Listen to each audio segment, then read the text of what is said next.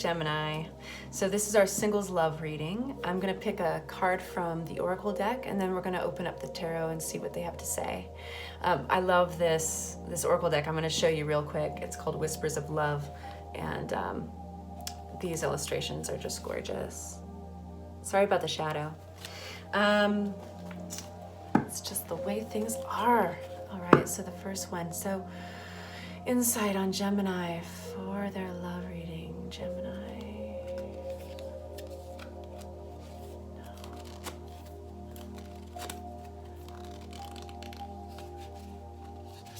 I'm being choosy, I know, but it's gotta feel right, Gemini. I got two. We're gonna read both of them. Practice compassion. See things from a fresh perspective. And the only thing that is real is love. Shift your focus back to love. Wow, I feel like those really coincide with one another. Practice compassion. See things from a fresh perspective. And the only thing that is real is love. Shift your focus back to love. All right. You just got told, Gemini. All right, so I am gonna ask the first question, which is kind of checking in on where you're at, Gemini, right now in love, okay? So just a card to clarify, where is Gemini at in love? Five of Cups. Disappointment. Focusing on the empty cups rather than any full ones. What to say yes to in love for Gemini? We're gonna put that card right there. We're not reading reversals, we're only reading upright today. Ace of Swords, awakenings, epiphanies, realizations, information. We're gonna get clarity on these soon. What to say no to for Taurus? What to say no to for Taurus? What to say no to in, excuse me, you know what? I said Taurus. You know what? I'm gonna just cleanse the deck real quick. Because I just said Taurus right now. And we gotta say Gemini. Gemini, Gemini. What to say no to in love for Gemini? The Death card. All right. Of course, that doesn't necessarily mean death, of course. But death is the end of a phase. Of course, end of phase always brings transformation. So let's get a little more clarity with another deck. Clarity, please, for Gemini on where they're at currently in love. Currently with love, Gemini, Five of Cups, currently in love. Two of Swords. So, you know, it looks like some of you guys, you know, and you know who you are, of course, because you're still listening to this. If it resonated, then you're going through a tough time. There feels like there's a resistance almost. Clarity, another card for clarity. You know what? I keep on wanting to say Taurus, and I so apologize for that. And each time I catch myself, I'm gonna do a little deck cleansing and think of Geminis. Because what else am I gonna do? All right, it's my way of saying sorry. Another card to clarify where Gemini is at currently in love. All right. Okay. And Ten of Pentacles represents family and legacy, financially. It can be a financial security and a sense of well-being. So in conjunction with the Five of Cups and the Two of Swords, twos always represent decisions usually, toggling between this or that. But the Two of Swords in particular, this character is wearing a blindfold. They can take the blindfold off if they had the awareness to, but they can't quite see. They don't have the awareness. They can't see through this cloudiness. Sometimes there's even a little depression, anger, or sadness attached to the inability to choose. What to say yes to? Clarity on this Ace of Swords for Gemini, please, and love. Clarity for the Ace of Swords. Yeah, so there's information. If you're getting any downloads, and do you know what I mean by downloads? This is like information that just kind of pops into your head. You're driving to work one day, or you're just taking a shower, and all of a sudden you just feel like you know something. So this is Ace of Swords in conjunction to High Priestess. Could be literally information coming in, messages coming in, communications.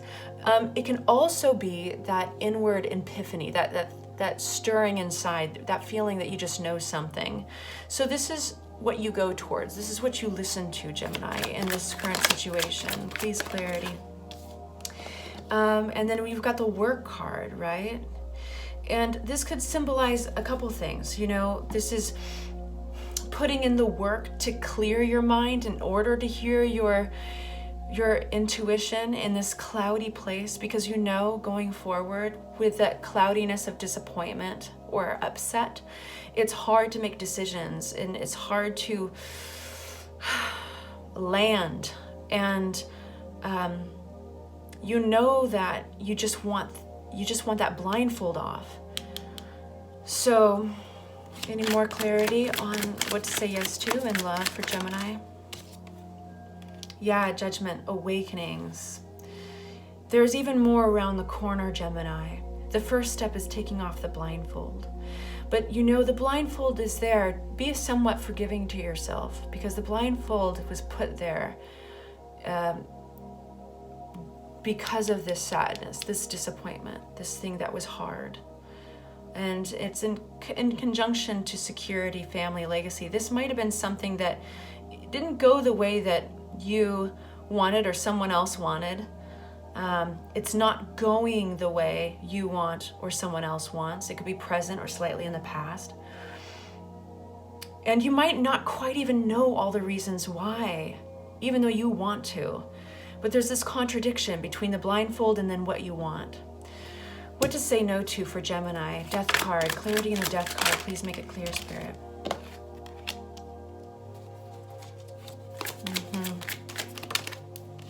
You are resisting the end of a phase.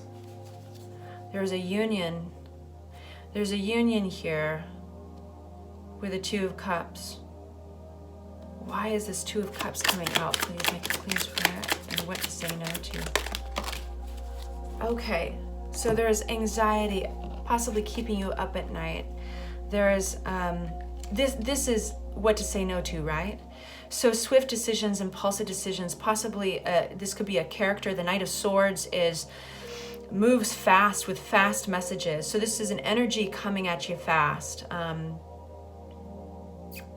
This feels like, I just got this feeling of like you tried to make it work. You tried to make it work, Gemini. And sometimes when you get the Death card, it means that change and transformation is inevitable. And resisting it is exhausting. I'm sorry, push it this way. With the Nine of Wands, it's beating the dead horse.